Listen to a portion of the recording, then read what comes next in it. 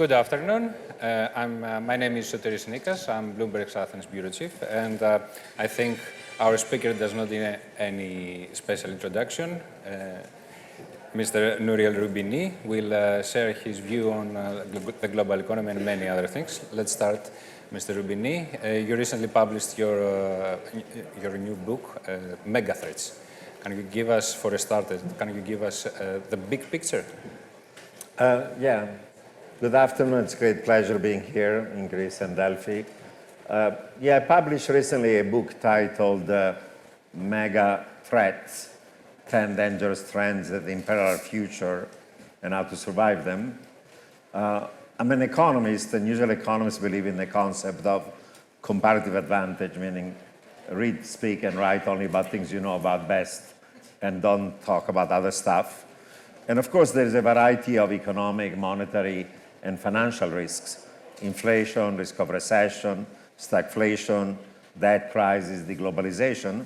But also realize that we're in a world in which there are other types of risk: social, political, geopolitical, environmental, health, technological. And I'm trying in the book to connect the economic, monetary, and financial risk with the non-economic ones that have economic dimensions.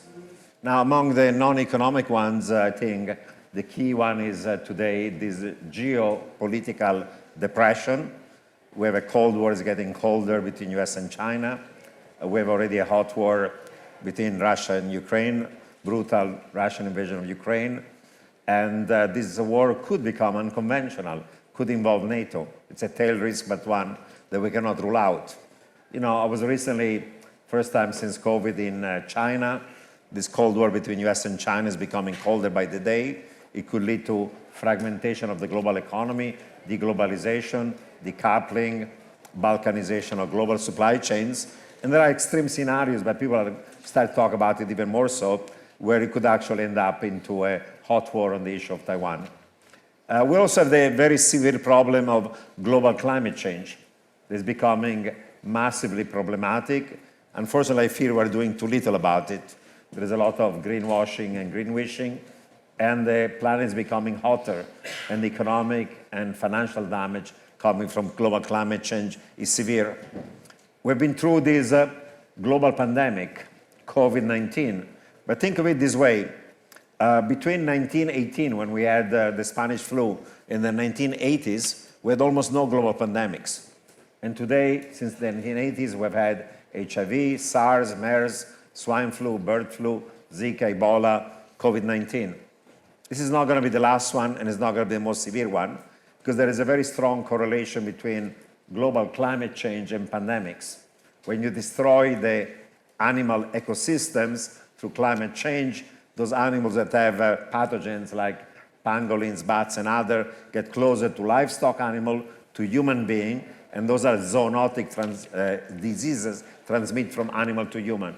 And therefore, the destruction of the planet is going to be a source of even more severe pandemics than COVID-19.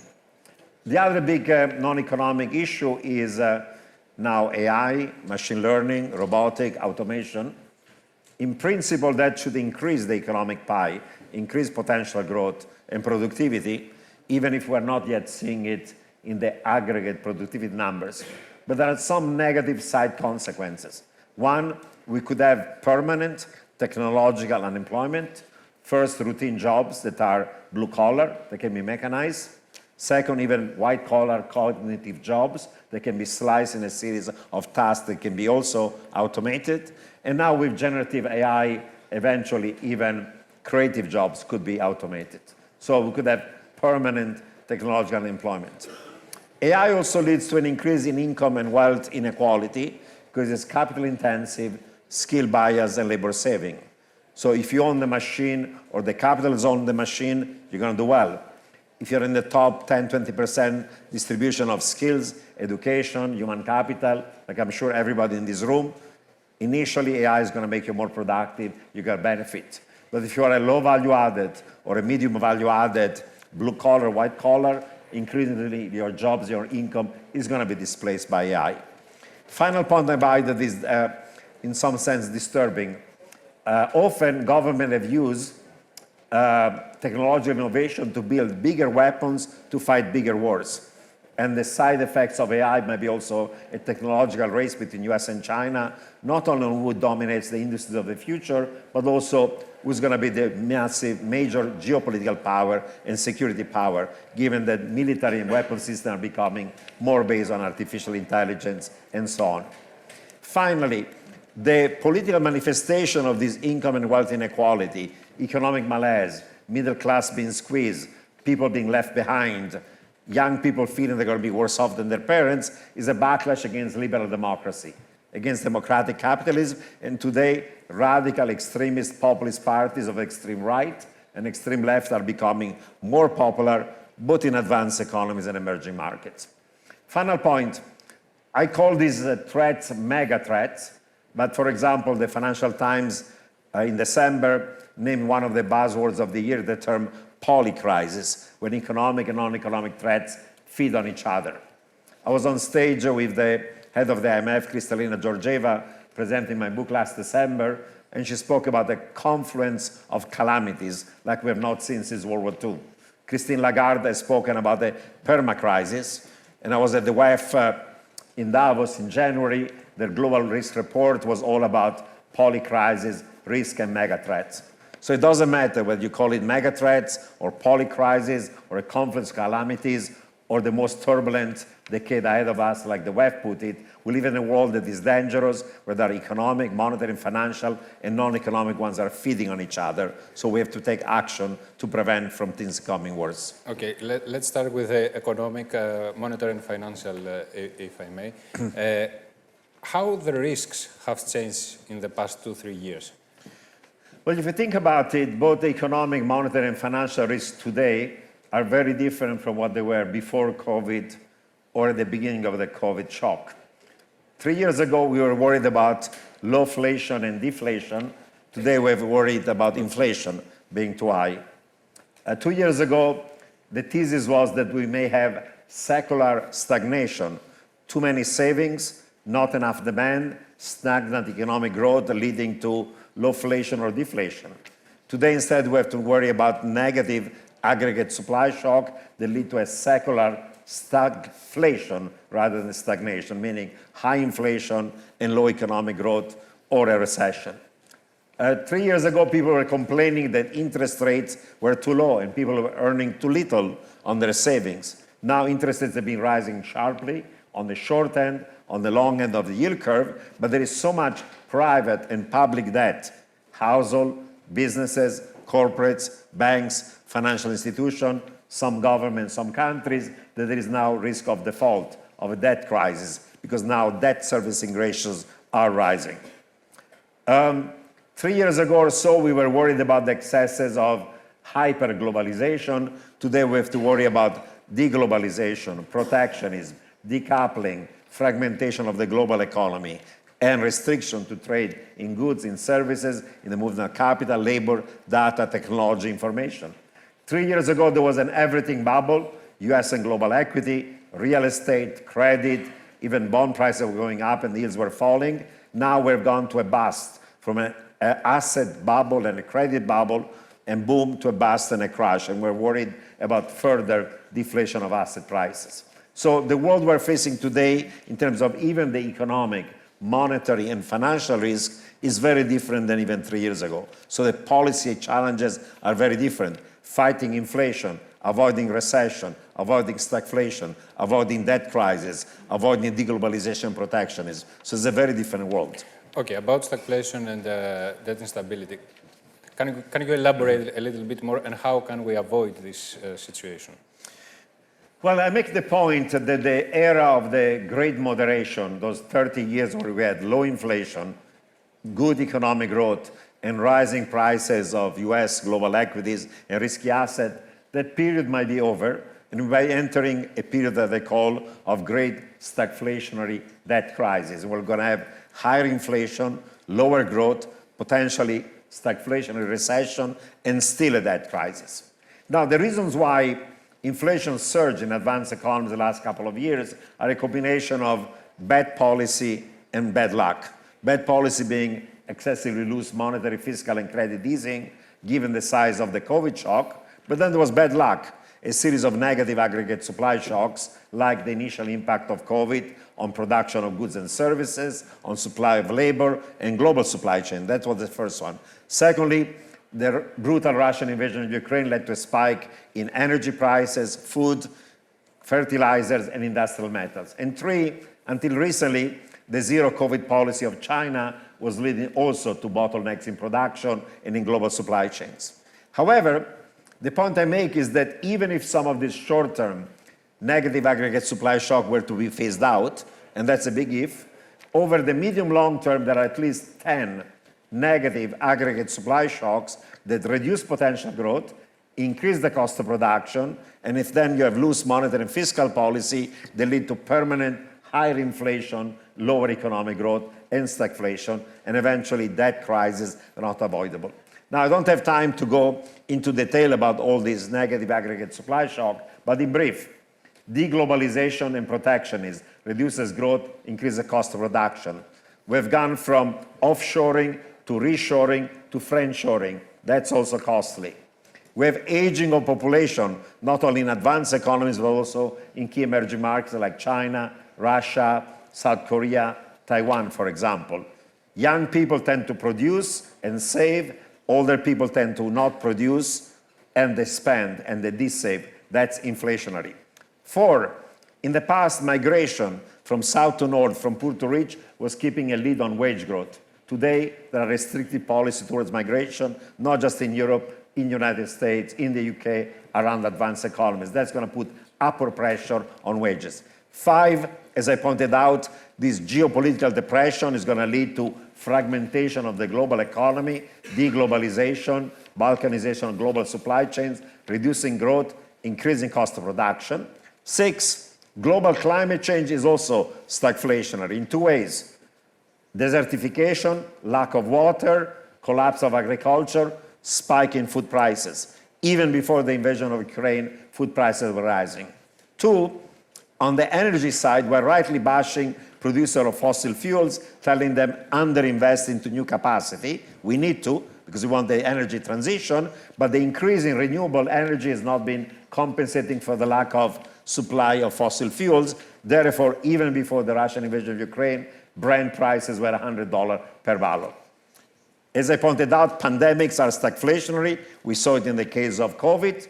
We have also the risk of cyber warfare that damages production, or you need to spend a lot of money to prevent it. And finally, 2 other factors. There's rightly so a backlash against income and wealth inequality. There is social strife, and we need now fiscal policy pro-labor, pro-union, pro-workers, pro-people that are minority, people are left behind, partially employed, unemployed people. That increases wage growth and is inflationary. And finally, the US and also partially Europe are using now the dollar, the euro, as a mean of foreign policy and of national security, and that weaponization of the US dollar could lead to de-dollarization, could lead to a fall of the value of the dollar, could lead to frictions in the international payment system that are also stagflationary. So there are 10 forces that are medium, long-term, reduce growth and increase cost of production. On the demand side, I'll make a very brief point. There is so much debt, private and public, in the world today. It's gone from 100% of GDP to 350 last year to 420 in advanced economies, that if central bank were to keep on increasing interest rates to fight inflation as they claim, you're going to have, first, an economic crash, a recession, 2, a financial crash, debt servicing ratio rising through the roof, and that economic and financial crash is going to cause a severe economic and financial downturn. Therefore, in my view, central banks will blink, will wimp out, and will try to stay behind the curve and try to wipe out the real value of nominal long-duration debt through unexpected inflation. And therefore, we're going to end up in a world with higher inflation and lower economic growth, and eventually still debt crisis, because over the long term, nominal and real rates are going to rise, and therefore, you're not going to be able to avoid this debt crisis. So both on the supply side and the demand, we're factor going to lead us to higher inflation, to recession, stagflation like the 70s, and still debt crisis. So the US and Europe seems to, let's say, have a different approach of handling the situation. What are the strengths and the weaknesses of their decisions, of their policies? Well, there are some cyclical factors, of course, in terms of how US and Europe may or may not avoid a hard landing. But I think that we have to look more at the medium, longer term. What are the strengths and what are the weaknesses? In the United States, I think the biggest weakness of the United States is a combination of having a very partisan political system. The two sides are divided. People already start to talk about the risk of even violence, of secession, of civil war. Things can really get ugly in the United States. And the populism in the United States is driven by this rise in income and wealth inequalities, leading then people left behind, whether a populist right or populist left, to be against traditional parties and voting for people like Trump or that sort, or voting for radical left. In the US also, we have very large fiscal deficits and very large current account deficits. And paradoxically, the fact that the US dollar still is this exorbitant privilege implies the rest of the world is willing to finance us, and then gives us even more hope to hang ourselves eventually down the line. In Greece, in Italy, in emerging market, as soon as you had fiscal deviance, there was market discipline, and you're forced to adjust. The US is never forced to adjust. That means that the build-up of debt that becomes eventually unsustainable is going to become severe. And finally, as I pointed out, if the US is going to keep on using the dollar as a tool of foreign policy, the risk of de-dollarization is a serious one. It's one in which eventually the RMB is going to be an alternative to the US dollar. It's not going to replace the US dollar, but for China, Russia, North Korea, Iran, Pakistan, and their friends of allies, gradually over time, the RMB could become unit of account, means of payment, and a store of value. The US has also strengths. The strengths coming from a pretty dynamic private sector, technological innovation. In all of the industries of the future, I would say US is ahead of Europe, probably even US is ahead of China. So in terms of long-term economic power, long-term even geopolitical power, the US is still strong. In Europe, I would say that the challenges over the medium and long term derive by the fact that you have, in many countries in Europe, still stocks of public debt that are high, and with rising interest rates, they become unsustainable. You have low potential growth in many parts of Europe, and the structural reform needed to increase potential growth are occurring too slowly, and so on. You have aging of population and restriction to migration, and therefore that's going to be also hampering potential growth. And while there is a lot of great basic research in some of the advanced technology of the future, the application of that research into new firms, into venture, startup, is not as dynamic in the case of the United States. And the future is going to depend on knowledge, technology, innovation, and Europe is behind the United States from that point of view. And finally, both the European Union and the Eurozone are still incomplete unions. They are incomplete fiscal union, incomplete banking union, and also incomplete political union. A situation in which on major foreign policy decisions you still unanimity is problematic, because in a world in which Europe is facing threats and is in a bad neighborhood because you have to the east Russia that is now a threat, and also Middle East and North Africa is becoming unstable with many failed states, and with global climate change, there'll be millions of more people coming from sub-Saharan Africa or Middle East to Europe, is one in which Europe has to defend itself more, has to spend more on defense, and is not doing it yet right now, and lives in a neighborhood that's going to be geopolitically difficult for Europe. Of course, there is success. In spite of all the tensions, the Eurozone stuck together, including Greece. And Greece now reformed itself and has gotten out of its problems. Given the threat of Russia, expansion of NATO to Finland and Sweden, and now renewed interest by Europeans to actually having common foreign policy, common defense policy, and so on. So Europe is still sticking together, but has to do lots of reform to remain viable and to remain competitive in a world in which there are existing superpowers like the United States, rising powers like China, but also like India and others. So to be relevant on global affairs, Europe has to unite more. That's hard because now populist parties in Europe are saying we want more national sovereignty. We don't want unelected bureaucrats in Brussels deciding everything. So there is a tension between need for more integration, more governance of a supranational state, and the fact that the pressure leading to want to have more domestic sovereignty. Okay, let me turn to another issue. You mentioned it before, and I find it very interesting, about global climate change. How do you think it will affect economies, societies, and what should we do?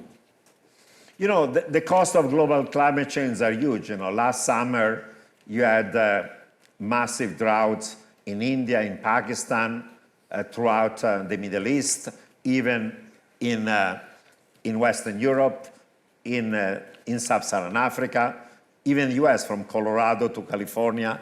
We have multi-decade-long drought. 80% of Mexico is in a drought, most of Central America.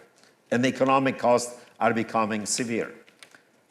Two, I think that while there is a lot of talk about dealing with climate change, there is too much greenwashing and greenwishing. Even if everything was agreed in Glasgow and Sharm el-Sheikh where to be implemented, and it's a big if, we are on the way to going to at least 2% above pre-industrial level. Actually, could be the trend will be 2.4, and if we don't do something serious, it will be at +3. 2 is a disaster, 2.4 is worse than a disaster, 3 will be justly catastrophic. And the problems are that while there is a lot of talk about doing stuff, we're not doing enough. And we're not doing enough for a number of reasons. Reason number one is that in some countries like the US, half of the country doesn't believe in human-driven climate change. So when Republicans are in power, we just do the opposite. Secondly, there is a conflict between young and old people. The old people are not going to be around. The young are going to live for many decades. The young don't tend to vote. The elderly vote. So there is an intergenerational conflict. That means we're kicking the can down the road and postponing decisions to the future. 3, there is a global kind of, free rider problem. If a country were to do all the effort and it's costly to reach net zero, but nobody else is doing it, emissions are global, the costs are going to be local, and therefore, why should the country do it when it's hard to coordinate on everybody else doing the same thing? So that prevents leading to the right direction. 4, there is a conflict between rich countries and the poor countries. We in Europe and US are telling China, India, cut your emission to zero in the next 20 years like we want to do it. They say, you created this problem. 200 years of industrialization, the cumulative stock of emissions, 90% of it comes from the West. It's true that the new flow of new emission is coming a lot from China, India, and other emerging markets. They say, you created a problem, now you want me to be staying poor or middle class, I'm not going to do it. I'm going to increase my emission for another 20 years, and then I'm going to cut them when I'm richer.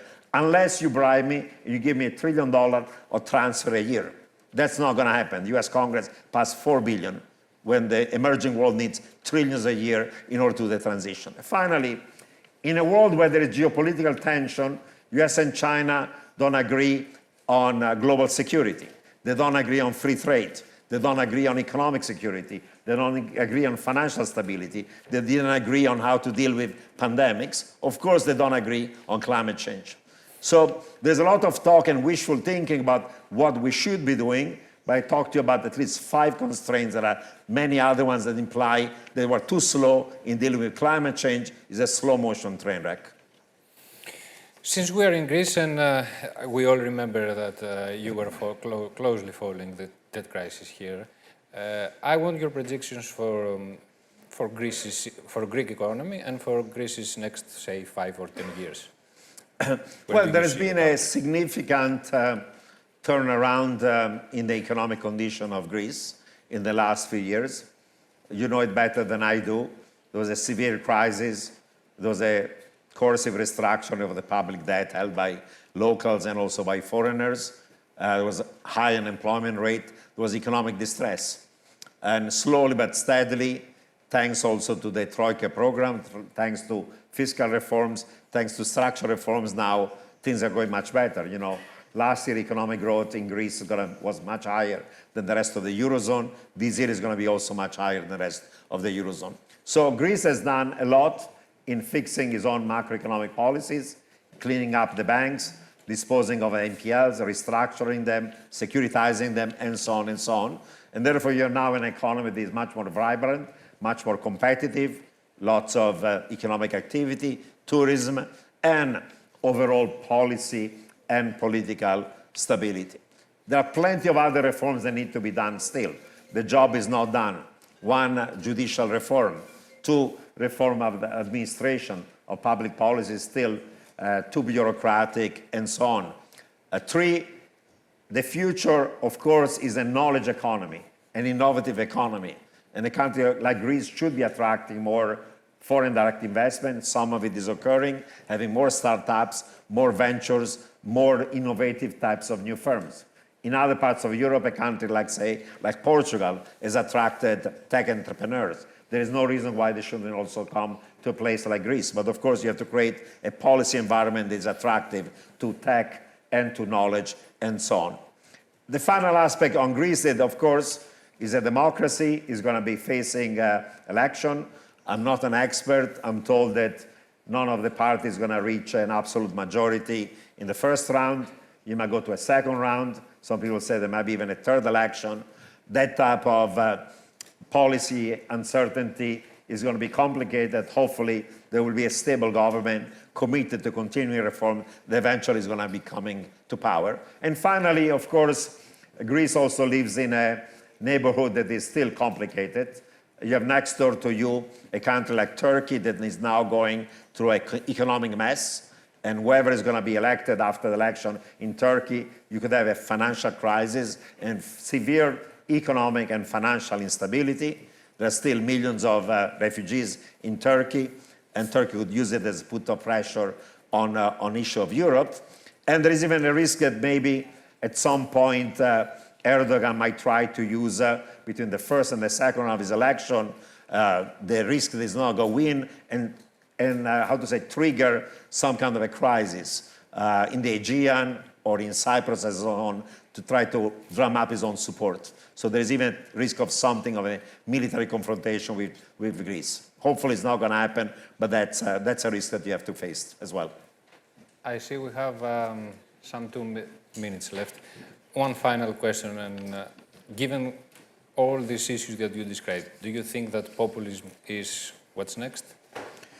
Well, I hope not, because whether it's populism of the extreme right or populism of the extreme left usually leads to economic policies that are leading to, take, for example, the example of populism in Latin America, eventually to high inflation, to build up of debt, eventually defaults, financial crisis, and political and social instability. So we need certainly to reform democratic capitalism. We have to reform liberal democracy. There are plenty of people that are left behind, and because of trade, globalization, technology, AI, power of some of the financial elites, the trend towards greater income and wealth inequality is going to be continuing. And some of the economic sources of populism is there are lots of people that are feeling they're left behind. They're not really being taken care of, and that economic elites around the world, whether it's in the US or Europe and so on, are essentially not caring about themselves. So it's very important to make sure that growth is going to be, first of all, sustainable from an environmental point of view, but also inclusive. We have to find ways of educating people, giving them the skills, giving them the opportunity to survive and thrive in a world that's going to be still globalized, is going to still digitalize, and more so. If we don't do that, I would say the populism is going to become more extreme and radical party are going to come to power, eventually going to cause economic and financial disaster that leads also to political instability as well. So we have to reform democratic capitalism to make it viable for everybody. That's a challenge we're facing. Thank you very much, Mr. Thank you.